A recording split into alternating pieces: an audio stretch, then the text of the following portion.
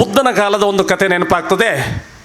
ಅಲ್ಲಿ ಮಿಲಿಂದ ಎಂಬ ರಾಜ ಇದ್ದಾನೆ. ಎಲ್ಲಿ? ನಮ್ಮ ನೇಪಾಳದಲ್ಲಿ ಶುದ್ಧೋಧನ ವಾಸ ಕಪಿಲವಸ್ತು, ಅಲ್ಲಿ ಮಿಲಿಂದ ಎಂಬ ರಾಜ ಇದ್ದಾನೆ. ನಾಗಸೇನ ಎಂಬ ಶ್ರೇಷ್ಠ ಸನ್ಯಾಸಿ ಇದ್ದಾನೆ, ಭಾಳ ತಪಸ್ವಿ, ಅವನಿಗೆ ತುಂಬ ಪ್ರಚಾರ ಉಂಟು. ಈಗ ಒಂದು ಸಲ ಮಿಲಿಂದ ರಾಜನಿಗೂ ಕೂಡ ಈ ಸ್ವಾಮಿಗಳನ್ನು ಕಾಣಬೇಕಂತ ಅಪೇಕ್ಷೆ ಆಗ್ತದೆ. ಆದರೆ ಅವರು ಕರೆದ್ರೆ ಬರುವಲ್ಲ, ಸ್ವಲ್ಪ ಸ್ವಾಭಿಮಾನಿ, ಅವಕಾಶ ಇದ್ದರೆ ಮಾತ್ರ ಬರ್ತಾರೆ. ಧರ್ಮ ಪ್ರಚಾರ ಮಾಡುತ್ತಾ ಮಾಡುತ್ತಾ ಕಪಿಲವಸ್ತಿಗೆ ಹತ್ರ ಬಂದರು. ಯಾರೋ ಹೇಳಿದ್ರು, ಗುರುಗಳು ಬಂದಿದ್ದಾರೆ, ನಮ್ಮ ಊರಿನ ಪಕ್ಕದಲ್ಲಿದ್ದಾರೆ ಅಂತೆ. ಆಯಿತು, ಕರ್ಕೊಂಡು ಬಾ ಅಂತ ಹೇಳಿದರು. ಆಗ ಹೋಗಿ, ನಾಗಸೇನರೇ, ತಾವು ನಮ್ಮ ರಾಜ ತಮ್ಮನ್ನು ಕಾಣಬೇಕು ಅಂತ ಬಯಸ್ತಾರೆ ಅಂತ ಹೇಳಿದ್ರು. ನಾಗಸೇನ ಯಾರು ಇಲ್ಲ ಇಲ್ಲಿ ಅಂತ ಹೇಳಿದ. ನಾನು ಬೇಕಾದರೆ ಬರ್ತೇನೆ ಅಂತ. ಆಶ್ಚರ್ಯ ಆಯ್ತು ಅವರಿಗೆ. ಗುರುಗಳ ಹತ್ರ, ಇಲ್ಲಿ ಬುದ್ಧನ ಹತ್ರ, ಇಲ್ಲಿ ಮಿಲಿಂದನ ಹತ್ರ ಬಂದು ಹೇಳ್ತಾರೆ, ಹಿಂಗೆ ಗುರುಗಳು ನಾನು ಬರ್ತೇನೆ, ನಾಗಸೇನ ಅಂತ ಯಾರು ಇಲ್ಲಿ ಇಲ್ಲ ಅಂತ ಹೇಳ್ತಾರೆ. ಅದು ಬಿಟ್ಟು ಬಿಡ, ಯಾವ ಬರ್ತಾನಲ್ವಾ ಅಂತ ಮಿಲಿಂದ ಹೇಳ್ತಾನೆ.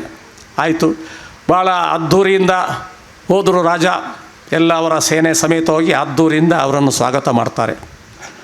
ಆಗ ಮಿಲಿಂದರಿಗೂ ಕೂಡ ಕುದುರೆ ಗಾಡಿ ಇತ್ತು. ಕುದುರೆ ಗಾಡಿಯನ್ನು ನಿಲ್ಲಿಸಿ ಇಳಿದು ಬಂದರು. ಮಹಾತ್ಮರಾದ ನಾಗಸೇನರಿಗೆ ಜಯವಾಗಲಿ ಜಯವಾಗಲಿ ಅಂತೇಳಿ ಸ್ವಾಗತ ಬಯಸಿದ. ನಾಗಸೇನ ಅಂತ ಯಾರು ಇಲ್ಲಪ್ಪ ಇಲ್ಲಿ ಅಂತ ಹೇಳ್ತಾರೆ. ಸ್ವಾಮಿ, ನನಗೆ ಅರ್ಥ ಆಗೋದು, ನೀವು ನಾಗಸೇನರಲ್ವಾ? ಆಗ ಕುದುರೆಯನ್ನು ಇದರಿಂದ ಯಾವುದು ಗಾಡಿಯಿಂದ ತಪ್ಪಿಸಿದ. ನೋಡಿ, ಈ ಕುದುರೆ ಗಾಡಿ ಅಂತ ಕೇಳಿದ. ಅದೆಂಗಾಗ್ತದೆ? ಗಾಡಿ ಬೇರೆ ಕುದುರೆ ಬೇರೆ ಇಲ್ಲ, ಹೌದಾ? ಈಗ ಅದರ ನೊಗವನ್ನು ಕಿತ್ತ, ಇದು ಕುದುರೆ ಗಾಡಿ ಅಂತ ಕೇಳಿದ. ಅದು ಅಲ್ಲ, ಗಾಡಿಯ ಒಂದೊಂದು ಅಂಗಾಂಗಗಳನ್ನೇ ಕಿತ್ತ. ಈಗ ಇದರಲ್ಲಿ ಕುದುರೆ ಗಾಡಿ ಯಾವುದು ಅಂತ ಹೇಳಿದ. ಉತ್ತರ ಕೊಡಲಿಕ್ಕೆ ಬರಲಿಲ್ಲ ಮಿಲಿಂದನಿಗೆ.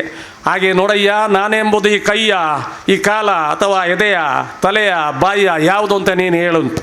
ಇಲ್ಲ, ಆ ಭಗವಂತನಿಂದ ಸೃಷ್ಟಿಯಾಗಲ್ಪಟ್ಟ ಸೂಕ್ಷ್ಮವಾದ ಕಣ್ಣಿಗೆ ಕಾಣದ ಒಂದು ಆತ್ಮ ಇದೆಯಲ್ಲ, ಆತ್ಮ ಪ್ರವೇಶ ಆಗಿ ನಮ್ಮೊಳಗೆ ಪ್ರವೇಶ ಆಗಿ ನಾನು ನಾನು ನಾನು ಎಂಬ ಭಾವನೆಯಿಂದ ನಮ್ಮನ್ನು ಮಾಯಾಲೋಕಕ್ಕೆ ಕೊಂಡೊಯ್ದು ಮಾಯದಿಂದ ಒಂದು ಆವೃತ್ತವಾಗಿ ಬಿಡುತ್ತದೆ. ಆದ ಕಾರಣ ಈ ಲೋಕದಲ್ಲಿ ಆ ನಾನು ಅಲ್ಲ ಎಂಬ ಈ ಶರೀರ ಇದೆಯಲ್ಲ, ಅದು ಆ ಸೂಕ್ಷ್ಮವಾದಂಥ ಆತ್ಮ ಪ್ರವೇಶ ಮಾಡಿ ಹೆಜ್ಜೆ ಹೆಜ್ಜೆಗೂ ನಾನು ನಾನು ನಾನು ಎಂಬ ಬಂಧನದಿಂದ ನಮ್ಮನ್ನು ಬಂಧಿಸಿ ಬಿಡುತ್ತದೆ ಅಂತೆ ಅಲ್ಲಿ ನಾಗಸೇನರು ಹೇಳ್ತಾರಂತೆ. ಆಗಿರುವಾಗ ಆ ನಾನುವಿನಿಂದ ತಪ್ಪಿಸಿಕೊಳ್ಳೋದು ಹೇಗೆಂಬ ಒಂದು ವಿಚಾರ ಭಾಳ ಅಗತ್ಯ. ಅದಕ್ಕೆ ಹೆಜ್ಜೆ ಹೆಜ್ಜೆಯೂ ಕೂಡ ನಮ್ಮ ಬುದ್ಧಿಜ್ಞಾನವನ್ನು ನಾವು ಬಳಕೆ ಮಾಡಬೇಕು ಅಂತ ಶಾಸ್ತ್ರಜ್ಞರು ಹೇಳ್ತಾರೆ.